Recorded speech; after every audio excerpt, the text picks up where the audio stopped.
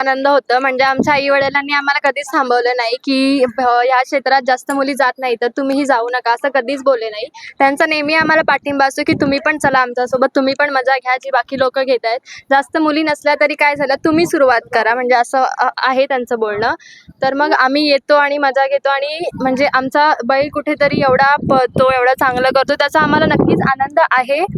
आणि यापुढेही तो जे काही करेल, म्हणजे काहीही त्याचा निकाल असो, त्यावर आम्ही नक्कीच खुश असणार आणि समाधानी असणार आम्ही त्याच्यावर. नाही नाही, तो एकदम भारी पळतो हा. आणि भलेही आज त्याने गुलाल नाही केला तर उद्या करेल, आम्हाला असा विश्वास आहे त्याच्यावर. एक मोठं मैदान आणि मोठा विजय म्हणावं लागेल हो. आज. काय सांगाल आजच्या नाही, विजयावर? आनंद खूप आहे. कारण का आमचा गेल्या मार्च मध्ये आमची गाडी लॉबी झाली, आता आम्हाला चान्स भेटला, खूप आनंद आहे. आज नियोजन कशा पद्धतीने करण्यात आलं? मल्हार पळाला सोबत. आमचा नियोजन तिथं मालशिरस मध्ये झाला होता गेल्या वेळी. बर. हा, तेव्हा आमचं नियोजन झालं होतं, गाड्याच पळाली. एक काय जाणवतं ह्या जोडीचं वैशिष्ट्य की बाबा नाही, गाडीला एक ठळक- खालून हा. गती कमी आहे, पण पुढे आल्यावर जाम गती लागते. बर. जेवढा पल्ला असेल तेवढा अजून गती लावेल गाडी. मेहरबानचं एक वैशिष्ट्य आहे की मोठ्या मैदानात कायम गुलाल घेत असतो. हो, त्याविषयी- मोठ्या मैदानात तो कधीच गुलाल सोडत नाही. हा. ज्या मोठ्या मैदानात हाय मेहरबान तिथं 1 नंबर 2 नंबर करतोय. 2 नंबर तर नाही, 1च नंबर. हिंद केसरी मैदानाचं कितवा गुलाल ते? आता हा चौथा चौथा गुलाल. चौथा. म्हणजे चतुर्थ हिंद केसरी केसरी झाला आज. एक काय पळण्यात काय वैशिष्ट्य जाणवतं की त्याच्यात बाबा हे ठळक आहे आणि त्याची तो मूर्ती लहान आहे ना, हा. त्याच्यामुळे जास्त बोला कीर्तिमान तसं आहे ते. बर. हा, त्या मूर्ती लहान असल्यामुळे जास्त स्पीड लागते आणि बैल पहिल्यापासून म्हणजे जेव्हापासून आदत आहे तेव्हापासून जास्तच गतीत लावतोय. मल्हार संदर्भात काय सांगाल? आता चालू मला 1 सीझनला नंबर बैल आहे आणि काय दोन्ही बाजूंना तो पण कडेचा पब्लिकचा बैल आहे, कुठला पण येऊ दे आम्हाला काही हे नाही, तो पण एकदम टॉपचा बैल आहे. बर. हा. अजून बरेचसे मेंबर आहेत आता हा शेठचा मुलगा, हा. शेठचे जावय, शेठची मुलगी आहे, बर. ही पण शेठची मुलगी, शेठचा जावय आणि शेठची मुलगी. कसा आनंद आहे आज मोठा विजय आणि हिंद केसरीचा गुलाल प्राप्त केला आज? खूप छान वाटतंय, हा. खूप आनंद झालेला आहे. आता फायनल बघू कशी जाते. बर. फायनल पण नक्कीच मारणार आणि आमचा विश्वास आहे, खूप मेहरबानवर. विश्वास आहे. जसं त्यांनी सेमीला केलंय, पहिला आलाय, तसं फायनलला पण नक्की येणार. सेमी वेळेस काय चाललेलं मनामध्ये वगैरे असं? सेमी वेळेस चाललेलं धाकधूक होती थोडीशी. हा. पहिली बाजूची गाडी थोडी पुढे गेलेली तेव्हा काहीतरी म्हणजे असं वाटलं होतं, पण नाही, मेहरबानने आम्हाला प्रूव्ह करून दाखवलं की तो कोणापेक्षा कमी नाहीये आणि मग त्याने पहिला करून दाखवलाच. तसंच आता फायनलला पण करून दाखवेल. हा नियोजन आमचं 20 तारखेलाच झालं होतं.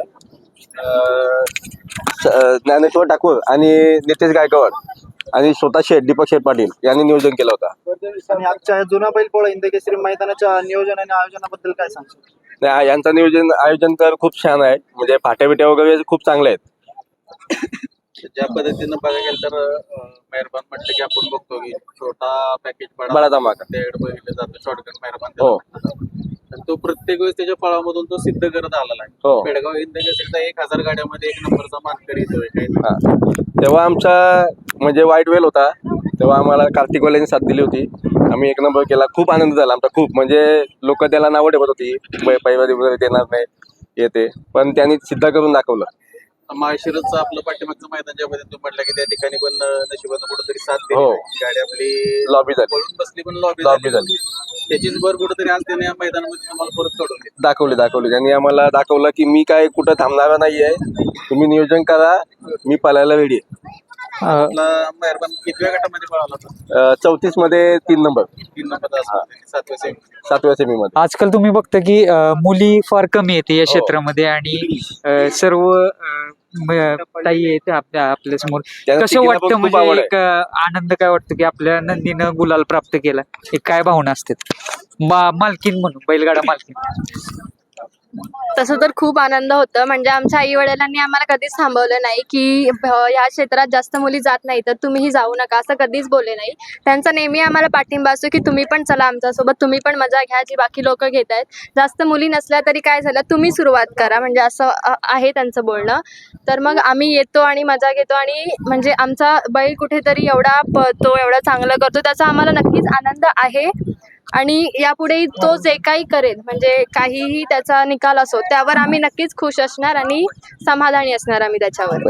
ज्या पद्धतीनं मैदानामध्ये आपल्याला लोकांचा प्रतिसाद मिळतो, एक महिला म्हणून प्रति मैदानामध्ये फिरत असता बघत असता तुम्ही, एक बैलगाडी क्षेत्र म्हणून तुम्ही काय नाही तसं काही म्हणजे सांगण्यासारखं नाही. असे लोक असं एक फिमेल आहे म्हणून असं बघतात की कोणीतरी नवीन आहे, फिमेल आहे, म्हणजे सगळ्या मेलमध्ये एक फिमेल आहे म्हणजे जसं लोक बघतातच. पण ठीक आहे, काही प्रॉब्लेम नाही. त्यांची म्हणजे अशी दृष्टी काही वाईट नसते, ते आपल्यावर असतं आपण कुठल्या ह्याच्याने घेतो, त्यांची दृष्टी कशी आहे वगैरे, बाकी काही नाही आमचं. आता आपण एवढ्या लांबून येतोय, आता मेहरबानच्या प्रवासाने घेऊन इथपर्यंत येत आहे, पण आजपर्यंत एवढ्या लांबून तुम्ही येते, पण मेहरबाननं तुम्हाला नाराज कधी केलं नाही, अजिबात नाही. आणि नाराज केलं तरी आम्ही त्याचं मनावर घेत नाही, कारण आम्हाला त्याचं माहिती आहे की तो काय म्हणजे करू शकतो आणि तो काय करतो हेही आम्हाला माहिती आहे, म्हणून आम्ही नाराजही होत नाही आणि ते नेहमी त्याच्यावर विश्वास ठेवतो आम्ही. ज्या पद्धतीने आपण म्हणतो की नाण्याच्या दोन बाजू, त्यामुळे हार जीत ही होत होत राहते तेच. त्याच्यामुळे जरी हार झाली तरी त्याच्या पाठीशी अजिबात नेहमीच पाठीशी राहू आम्ही, अजिबात असं काही हे नाही. आणि आम्ही समाधानी आहोत आमच्या बैलावर, असं काही इश्यू नाहीये. तो हारला तरी आणि जिंकला तरी. जिंकला तर ऑफकोर्स खुश होणारच आम्ही, आणि हारला तरी खुशच होणार. त्या शेजारच्या ताईचा व्हिडिओ इंस्टाग्रामला व्हायरल झाले, मला वाटतं मेहरबानला घेऊन जाताना. काय सांगतील मेहरबान बद्दल?